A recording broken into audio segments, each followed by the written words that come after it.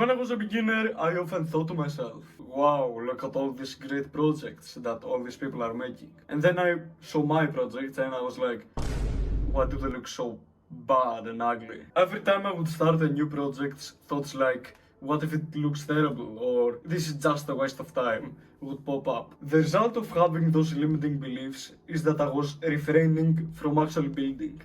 And what did I do? I continued watching tutorials, deceiving myself that this way I was going to improve and make better projects. But the truth is that most beginners overvalue the quality of their early projects. They believe that their project might look ugly, so they refrain from actual building and focus on watching another tutorial, hoping that this way they are going to get the required experience to build a good project. But that's not how you build better projects. That's not how you level up as a coder. In this video, I'll talk about why it is better to build awful projects as a beginner than not to build at all. Let's begin by understanding where these limiting beliefs come from.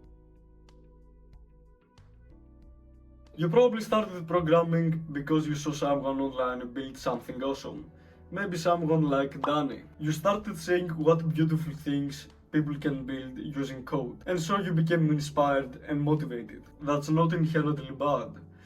But you must be careful, because when you build your first project and you realize how bad it looks, you'll probably start bullying yourself. Oh, I'm so bad at this, everyone else is building cool stuff. Let me ask you a question and try to answer it. Do you know how many awful projects developers you admire have built in order to reach the level that they are currently at? Do you know how many bad and ugly projects they have built before creating the apps you admire? It took them years. I'm not saying all of this to make you despair. I just want you to understand that it's perfectly fine and normal if your first projects are bad. Let me give you an example. You probably know Danny, the YouTuber game developer that quit YouTube and is probably going to return. Anyway, if you don't know him, he's amazing at making games and people love his work. Why is there a bean?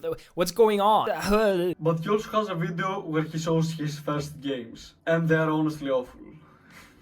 But that's what gave him the experience to build what he's building right now. When you see someone who has built something great, take a step back and take into account the countless hours he has spent on practice and on bad projects when he was a beginner like you. This should give you hope.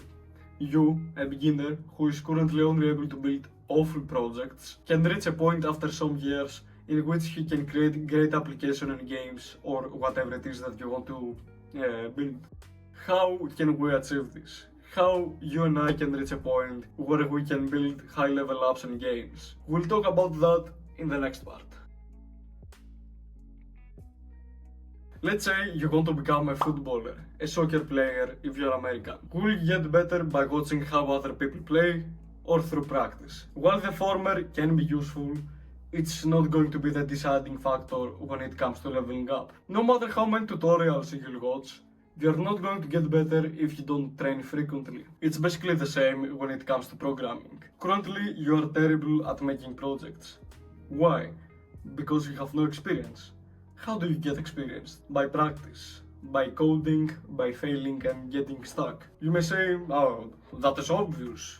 But if it is that obvious, why aren't you taking action? Why aren't you building? It's probably because you're afraid. Maybe afraid of failing or of building something super ugly. That's where courage comes in. Courage is your ability to feel fear and act despite that. It's not being fearless. You must be courageous. We are all afraid. In your case, you might be afraid of, I don't know, building something ugly or failing. Be courageous.